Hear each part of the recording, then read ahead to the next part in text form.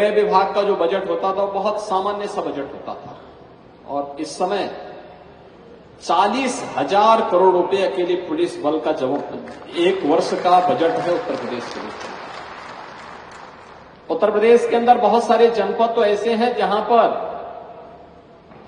जो सबसे बड़ी बिल्डिंग होगी वो उत्तर प्रदेश के पुलिस के जवानों का बैरक होगा। यह आज देखने को मिलता होगा। मुझे याद है 2017 में मुख्यमंत्री बनने के बाद मेरे सामने चैलेंज था। उस समय ये वही प्रदेश था जिसमें हर दूसरे तीसरे दिन दंगे होते थे। ये वही प्रदेश था जिसमें माफिया की पैरेलल गवर्नमेंट चलती थी। ये वही प्रदेश था जहां बेटियां पलायन करती थी, भागती थी, व्यापारी भागता था यहां से, कोई निवेशक आना नहीं चाहता था, और उत्तर प्रदेश के नौजवानों के सामने पहचान का संकट खड़ा हुआ था। मेरे सामने चैलेंज था ये, कैसे दंगा मुक्त, माफिया मुक्त एक सुरक्षित प्रदेश के रूप में कानून का राज जिसमें हो, क्योंकि सुशासन की पहली शर्त है कानून का राज, और उसके अनुरूप कैसे हम प्रदेश को बनाएं, इस चैलेंज को स्वीकार करने के लिए मेरे मन में आया कि मैं थोड़ा देख तो लूं क्या है पुलिस कर्मियों की सुविधा। मैं अचानक एक दिन दोपहर में लखनऊ पुलिस लाइन में चला गया। पुलिस बिना किसी को बताए गए पुलिस बैरक को मैंने देखा। 2 जवान लेटे हुए थे, छत एस्बेस्टस की थी और टूटी हुई थी। जिस चारपाई में लेटे हुए थे वह भी टूटी हुई थी। मैंने अचानक दरवाजा खोला तो जवान सोया हुआ था। अचानक उसकी आंखें खुली तो आंखें ऐसे ऐसे किया। मैंने कहा आप जो सोच रहे हैं मैं वही हूं, लेकिन मुझे बताइए कि आप यहां कैसे लेटे हो। उस जवान ने कहा कि मेरी ड्यूटी थी, ड्यूटी से मैं आया था अभी। मैंने कहा नहीं आप लेटिए, मैं आपको आपकी नींद को या आप आराम कर रहे थे, आपको डिस्टर्ब करने के लिए नहीं आया था, मैं केवल व्यवस्था देखने के लिए आया था। तो जैसे मैं वहां देख करके बाहर निकला तब तक प्रमुख सचिव गृह और डीजीपी भी वहां पहुंच गए। मैंने उनको पूछा, मैंने कभी क्या इसी में हमारे पुलिस कार्मिक रहते हैं? अरे आखिर वो भी तो किसी परिवार के सदस्य हैं, हमने उनके लिए सुविधा क्यों नहीं दी? और मैंने कहा आज ही शाम तक प्लान मेरे सामने आना चाहिए। और उसी दिन मैंने कहा था कि हर पुलिस लाइन में, हर थाने में, हर पुलिस चौकी में पुलिस की अवस्थापना सुविधाएं विकसित होनी चाहिए, उनके लिए सुविधाएं होनी चाहिए, बैरक बनने चाहिए, अच्छे क्वालिटी के बैरक बनने चाहिए।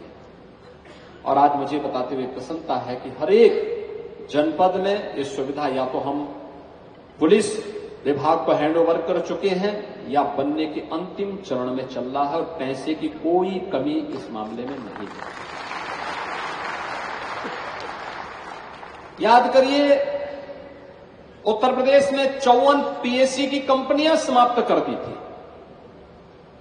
उत्तर प्रदेश पीएससी दंगाइयों का काल थी, लेकिन दंगाग्रस्त प्रदेश बनाने वालों ने 54 कंपनियां ही पुलिस पीएससी की समाप्त कर दी थी। हमने उसको बहाल कराया कि नहीं, ये फिर से बहाल होना चाहिए। आज पीएससी के साथ साथ हमने 6 वाहिनियां हमारी स्पेशल सिक्योरिटी फोर्स की भी गठित हो चुकी है। पीएससी की नई नई बटालियन गठित हो रही है, 3 महिला बटालियन भी गठित हो चुकी है। और अब तो जब हम लोग 2017 में आए थे 1,56,000 पुलिस कार्मिकों की भर्ती पेंडिंग था, कोर्ट में था, कोर्ट ने स्टे दे रखा था। मैंने अधिकारियों को बुलाया, मैंने कहा स्टे काहे का है? तो मुझे बताया गया साहब कोर्ट का स्टे है। हमने कहा कुछ तो कारण होगा, पारदर्शी व्यवस्था अपनाइए और न्यायालय में शपथ पत्र दाखिल करके स्टे को वैकेट करवाइए। 1 सप्ताह के अंदर माननीय न्यायालय ने हमें अनुमति दे दी और हम लोग अब तक 1,56,000 पुलिस कार्मिकों की भर्ती करके उसको उत्तर प्रदेश पुलिस को सौंप चुके हैं। 60,200 पुलिस कार्मिक वर्तमान में हमारे भर्ती में फिजिकल और मेडिकल के चरण में चल रहे हैं। अगले महीने वे अपनी ट्रेनिंग के लिए जाएंगे। इसके उपरांत 30,000 और भर्ती हम लोग करने जा रहे हैं। आज हमारे पास एसडीआरएफ है और महाकुंभ प्रयागराज में तो उत्तर प्रदेश जल पुलिस ने भी और उत्तर प्रदेश फायर सर्विसेज ने भी अपने पूरे नए बेड़े के साथ इस महाकुंभ में अपनी भागीदारी सुनिश्चित की। क्विक रिस्पांस क्या होता है? आपने देखा होगा प्रयागराज में जब भी आग लगी कहीं किसी पंडाल में, किन्हीं कारणों से लगी, 10 मिनट के अंदर उसको कंट्रोल कर लिया गया। आपने देखा होगा जहां पे एक अस्थायी सिटी हो, कोई जनहानि नहीं हुई, डूबने से कोई मौत नहीं होती है, कोई दुर्घटना नहीं हुई। मौनी अमावस्या के दिन एक दुर्भाग्यपूर्ण घटना अचानक घटित होती है और 15 से 20 मिनट के अंदर हर घायल को पुलिस के द्वारा एसडीआरएफ के साथ मिलकर के, एनडीआरएफ के साथ मिलकर के जो ग्रीन कॉरिडोर बनाया गया, सभी घायल, गंभीर रूप से घायल लोगों को हॉस्पिटल या मेडिकल कॉलेज पहुंचाने की कार्रवाई को संपन्न किया जा चुका है। क्राउड मैनेजमेंट कैसे होना है? और ये तब 13 अखाड़ों के साथ साथ सभी पंथ, सनातन धर्म से जुड़े हुए सभी पंथ, संप्रदाय और उपासना विधियां प्रयागराज में मौजूद थी। क्या उत्तर, क्या दक्षिण, क्या पूरब, क्या पश्चिम, जो कभी नहीं आया इस बार प्रयागराज महाकुंभ में आया। और उन लोगों ने इस आयोजन में भागीदार बने।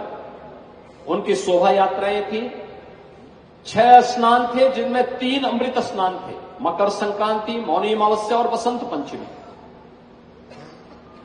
शेष पौष पूर्णिमा, माघ पूर्णिमा और महाशिवरात्रि ये महास्नान थे जिनमें अखाड़ों की उपस्थिति नहीं थी, लेकिन अन्य साधु संत इसमें भागीदार बने थे।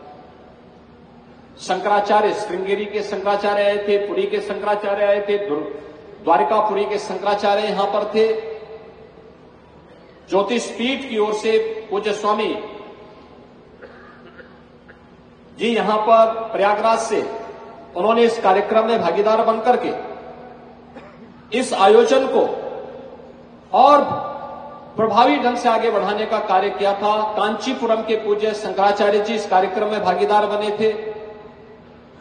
अन्य सभी पंथ संप्रदायों से जुड़े हुए और पहली बार पूर्वोत्तर के साथ साथ बौद्ध धर्म गुरुओं की उपस्थिति, भिक्षुओं की उपस्थिति भी इस आयोजन को आगे बढ़ा रही थी।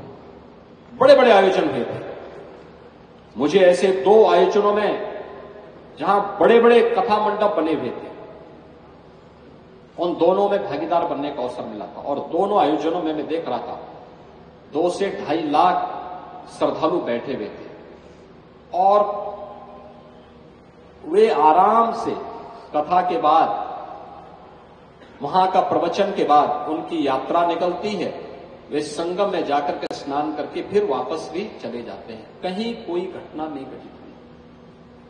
ट्रैफिक का मैनेजमेंट किस रूप में था और हमारे सीनियर अधिकारी स्वयं फील्ड में उतरे थे।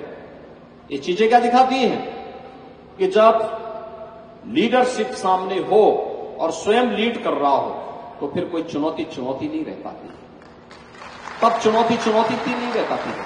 और यही कार्य इस आयोजन पर, इस अवसर पर किया था। और यही कारण है कि जो भी प्रयागराज एक तो जो महाकुंभ में भागीदार बना होगा वही महाकुंभ के स्केल के बारे में, इसकी स्किल के बारे में वही बता पाएगा।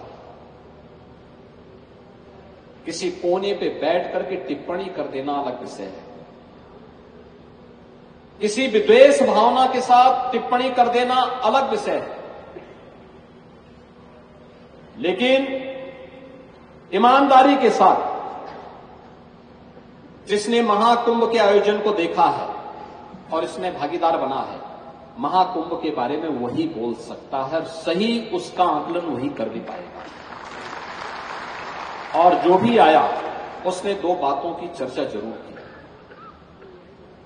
दो बातों की चर्चा उसने जरूर की। एक, उसके मुंह से निकला था सफाई कर्मियों के द्वारा स्वच्छता के कार्यक्रम के साथ जुड़ना, दिन हो या रात, सुबह हो या शाम, महिला हो या पुरुष, वे सभी स्वच्छता के अपने कार्यक्रम के साथ पूरी तन्मयता के साथ जुड़ करके अपने घर का आयोजन मान करके इस आयोजन को संपन्न कर रहे थे। और दूसरा जो भी आया उसने सुरक्षा के साथ साथ पुलिस के व्यवहार की चर्चा जरूर की।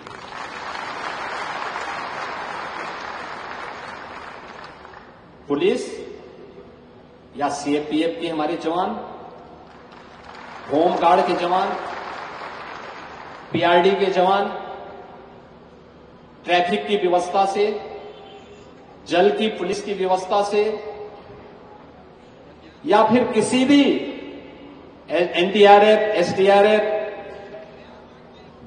या किसी भी अन्य व्यवस्था से जुड़े हुए, चाहे वो पीएससी के जवान रहे हों, सभी के व्यवहार की चर्चा हर व्यक्ति करता था। और हम लोग देखते थे, मैं कैमरे में देखता रहता था।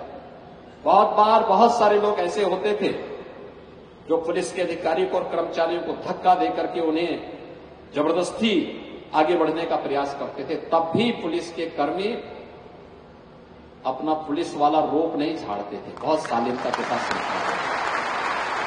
मैं देखता था उनके चेहरे पर तनाव भी नहीं होता था, लेकिन गुस्सा भी नहीं होता था। उसको शालीनता से कहते थे, अरे भाई देखो आयोजन तो आपका है, आगे भीड़ देख रहे हो ना, कितनी भीड़ है, कोई घटना हो जाएगी आपके साथ। और यह एक सबक है कि मित्र पुलिस भी हो सकती है, मित्र पुलिस भी हो सकती है।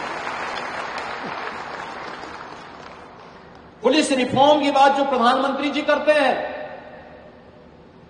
स्वतंत्र भारत में कैसी पुलिस होनी चाहिए, वह पुलिस वही है जो महाकुंभ के दौरान सिविल पुलिस ने, हमारी केंद्रीय पुलिस बल के जवानों ने, हमारे पीएसी के जवानों ने और इस पूरे पुलिस बल से जुड़े हुए या फिर होमगार्ड या पीआरडी के जवानों ने जो यहां पे अपना कौशल दिखाया है,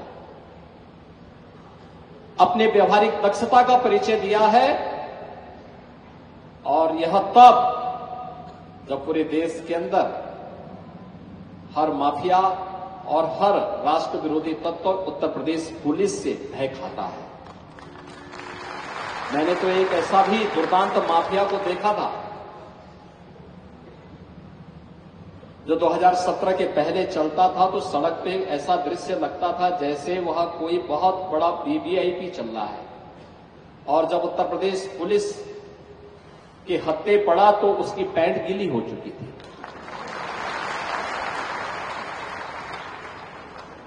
मैंने वो दृश्य देखा है।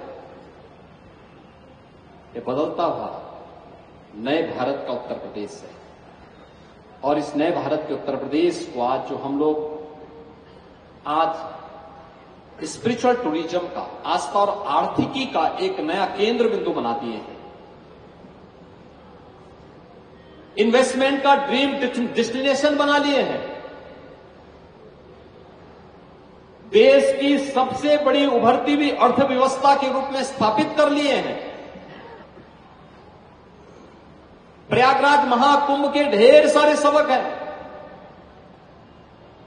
उस सबका केंद्र बिंदु बना लिए हैं। उसमें कानून का राज हो, सुशासन की पहली शर्त कानून का राज है। और कानून के उस राज को जिस प्रतिबद्धता के साथ आप सबने यहां पर जीवंत रूप करते हुए इस महाकुंभ के माध्यम से दिया है, देश और दुनिया इसके प्रति अभिभूत है। और इस अवसर पर मैं आप सभी का, जो 75,000 हमारे उत्तर प्रदेश पुलिस बल, केंद्रीय पुलिस बल, पीएसी, होमगार्ड, आपदा प्रबंधन के चाहे वह केंद्रीय आपदा प्रबंधन से जुड़े हुए या स्टेट डिजास्टर मैनेजमेंट से जुड़े हुए, हमारी एसडीआरएफ से जुड़ी हुई जल पुलिस, फायर पुलिस या फिर होम गार्ड, पीआरडी के जवान, इन सभी जवानों को मैं हृदय से इस आयोजन की सफलता के लिए बधाई देता हूं और उत्तर प्रदेश सरकार की ओर से आप सबका अभिनंदन करता हूं। विपरीत परिस्थितियों में धैर्य नहीं खोना, चुनौती का सामना करने के लिए अपने आप को तैयार करना, यह महत्वपूर्ण सबक हमारे सामने था। भीड़ थी, चाहे वह संगम हो, ऐरावत घाट हो, जोशी हो, टिकर माफी हो, रेलवे स्टेशन हो। मैं जिस भी अधिकारी से बात करता था कैमरा देख करके कि भाई वहां पे भीड़ ज्यादा मुझे प्रेशर नजर आ रहा है,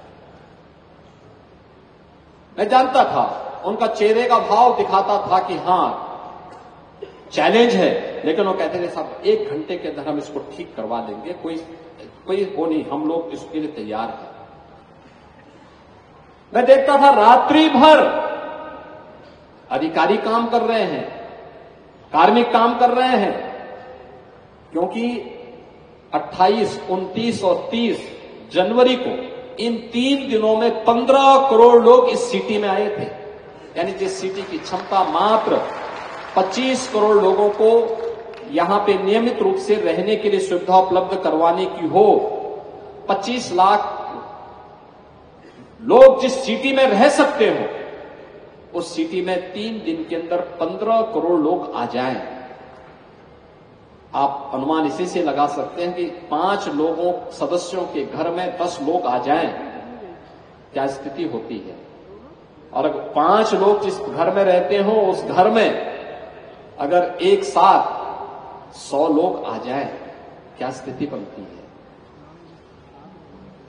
और प्रयागराज सिटी में तो 3 दिनों में 15 करोड़ लोग आए थे, और 15 करोड़ भी ऐसे लोग आए थे, पूरे देश भर से आए थे, कोई उत्तर से, कोई दक्षिण से, कोई पूरब से, कोई पश्चिम से, कोई विदेश से, कोई देश से,